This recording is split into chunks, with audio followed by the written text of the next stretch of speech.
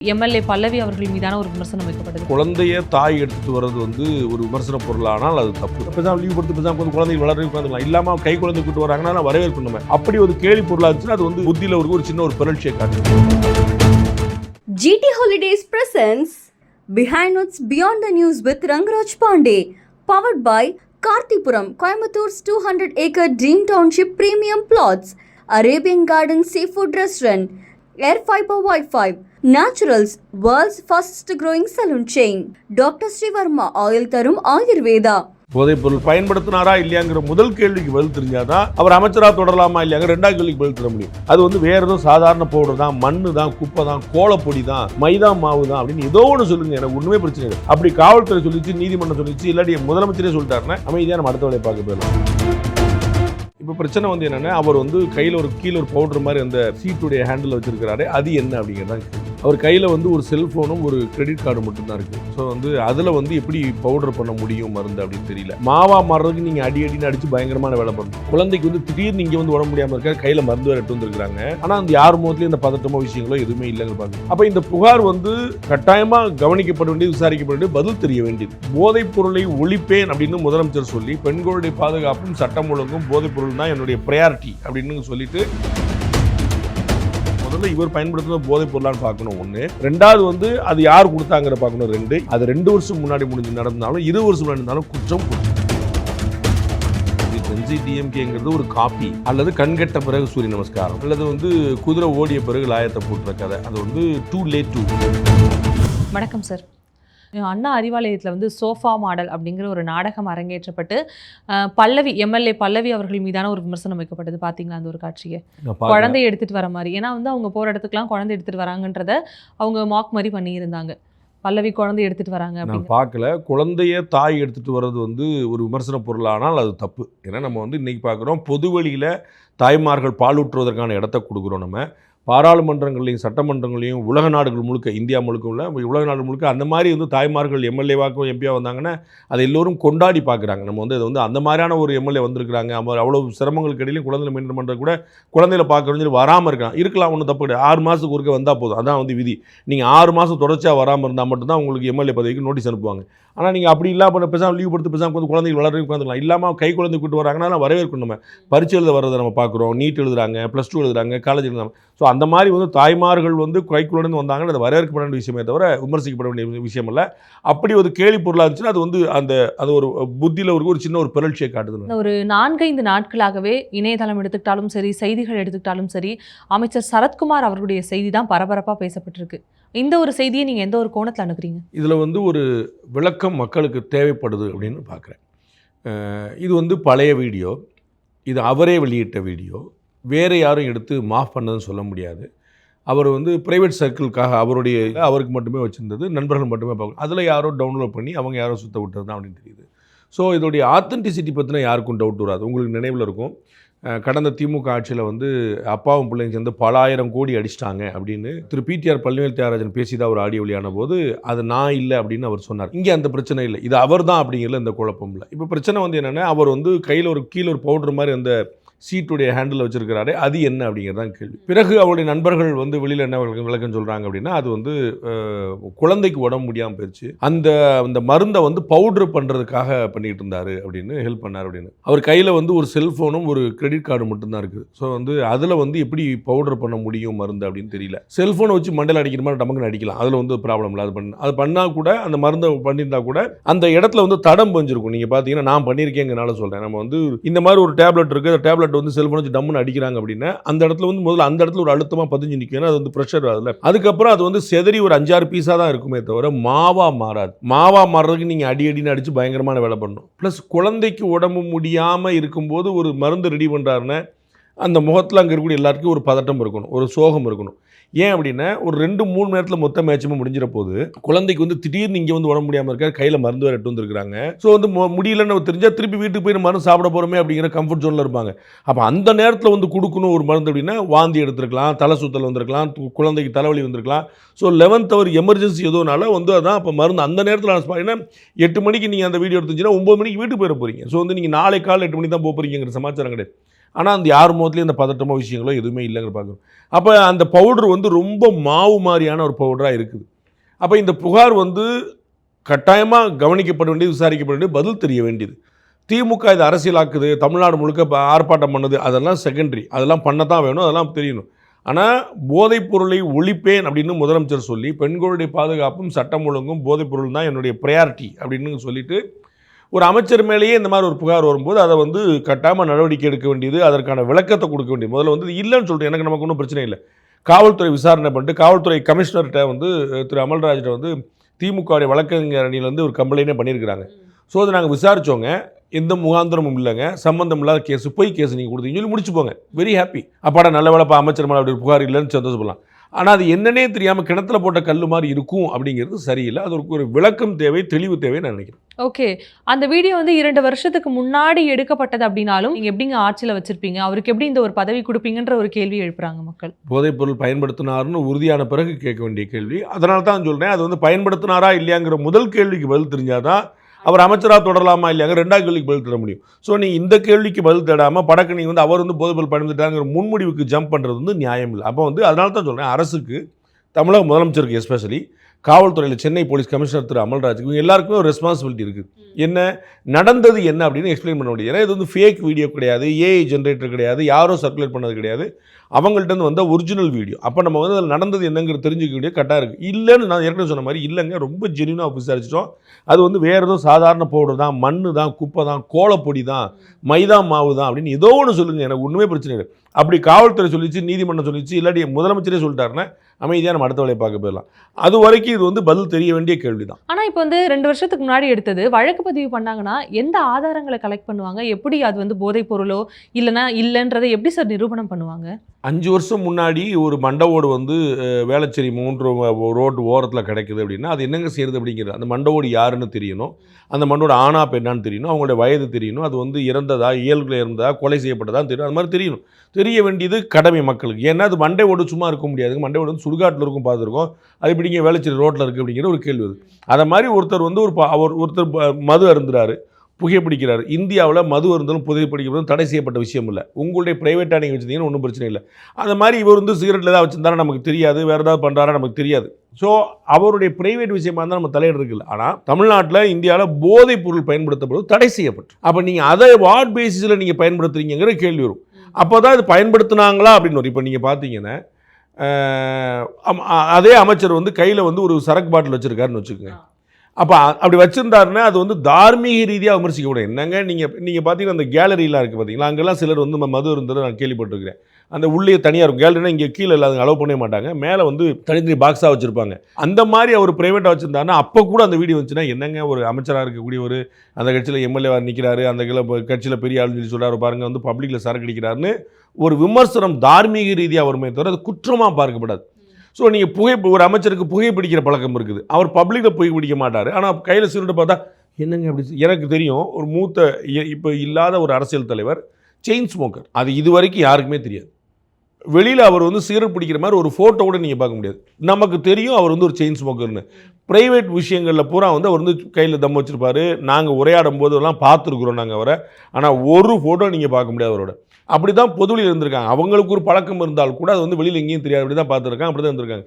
அப்போ இவருக்கு ஒரு புகைப்பழக்கம் இருந்துச்சுன்னா நமக்கு ஒன்றும் கவலை இல்லை, ப்ரைவேட் விஷயங்கள்லாம். ஆனால் வந்து இது தடை செய்யப்பட்ட விஷயங்கிறனால அவர் பயன்படுத்தியது போதைப் பொருளா அப்படின்னு தெரிஞ்சுக்க வேண்டிய கடமை நமக்கு இருக்குது. இப்போ வந்து ஒருவேளை அவர் மேலே குற்றம் இருக்குன்னு நிரூபிக்கப்படும் பட்சத்தில் அவர் மீது என்ன மாதிரியான நடவடிக்கை எடுக்கப்படும்? போதைப் பொருள் பயன்படுத்துறதுக்கான சட்டத்தில் என்ன பிரிவு இருக்கோ அதான் எடுக்கப்படும். நமக்கு வந்து இன்றைக்கி அமைச்சராக இருக்கும்போது செய்யலை பழசு. ஆனால் வந்து அந்த போதைப் பொருள் வந்து ஒருத்தர் உபயோகிக்கிறார், நம்ம கஞ்சா கடத்தல் பண்ணுறவங்க என்ன பண்ணுறோம், கஞ்சா அருந்துறவங்களை நம்ம என்ன பண்ணுறோம், அதுக்கு வந்து ஒரு சட்டம் இருக்குது. அந்த சட்டப்படி அவர் போய் நடவடிக்கை எடுக்கணும், அவ்வளோதான்.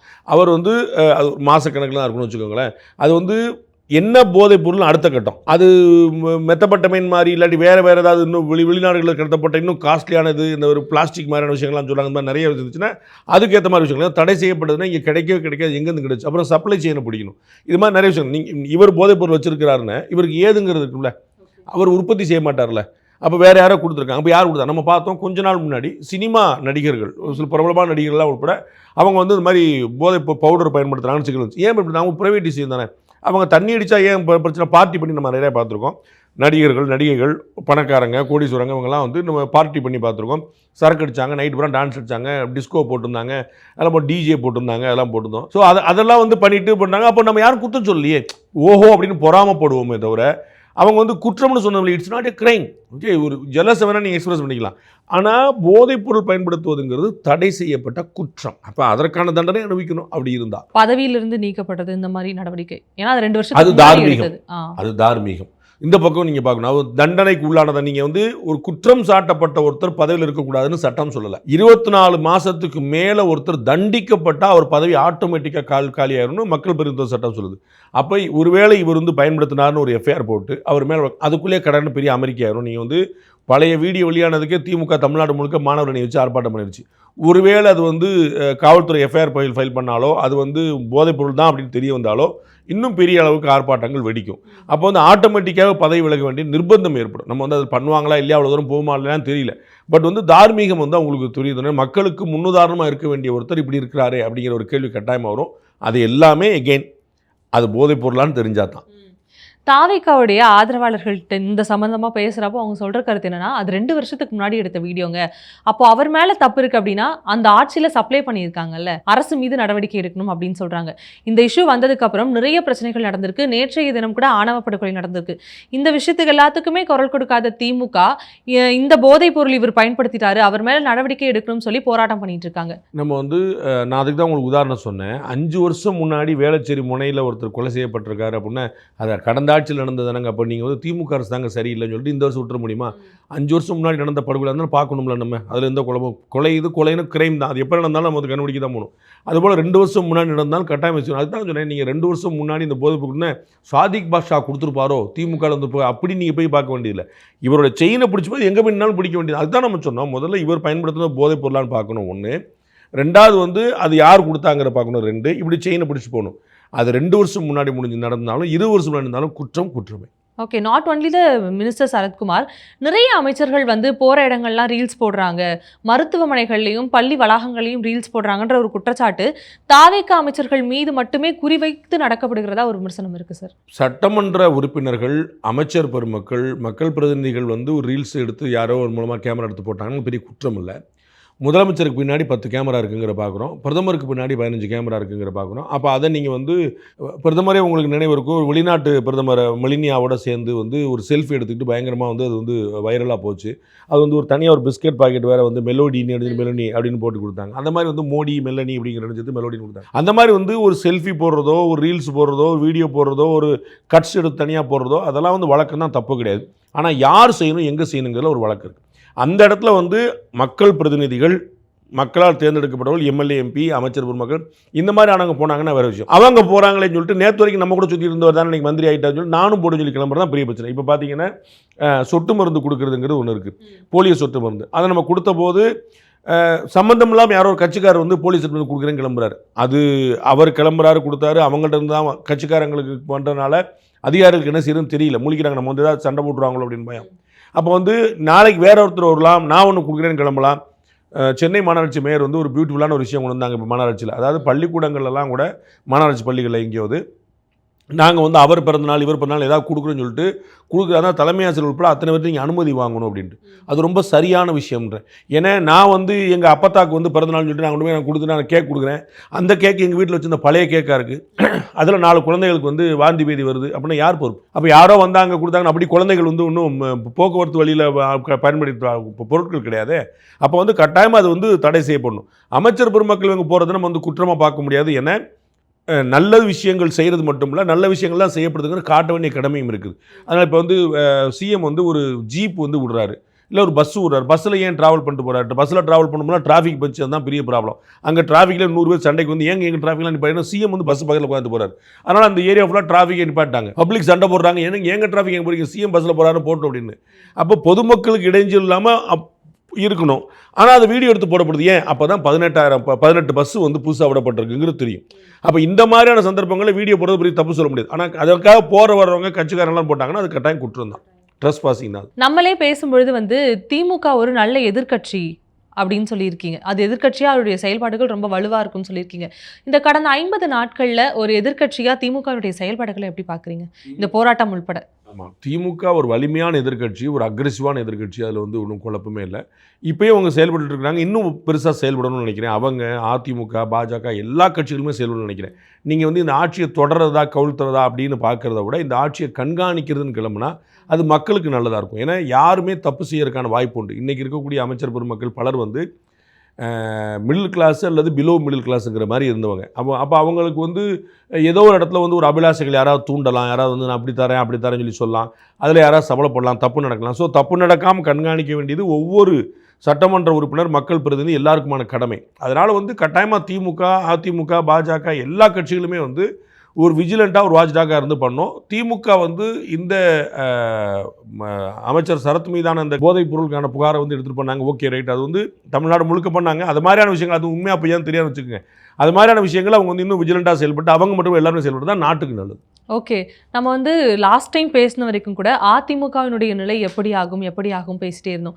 ஆனால் நாளுக்கு நாள் திமுக மீதான ஒரு ஹேட்ரடை திமுகவினரே உருவாக்கிக்கிறாங்களோ அப்படிங்கிற ஒரு கேள்வியும் இன்னைக்கு பொது வெளியில் உருவாக்கி இருக்கு. இதனால இந்த ஜென்சி டிஎம்கேங்கிற ஒரு விஷயத்தை வந்து அவங்க கையில் எடுத்திருக்காங்க.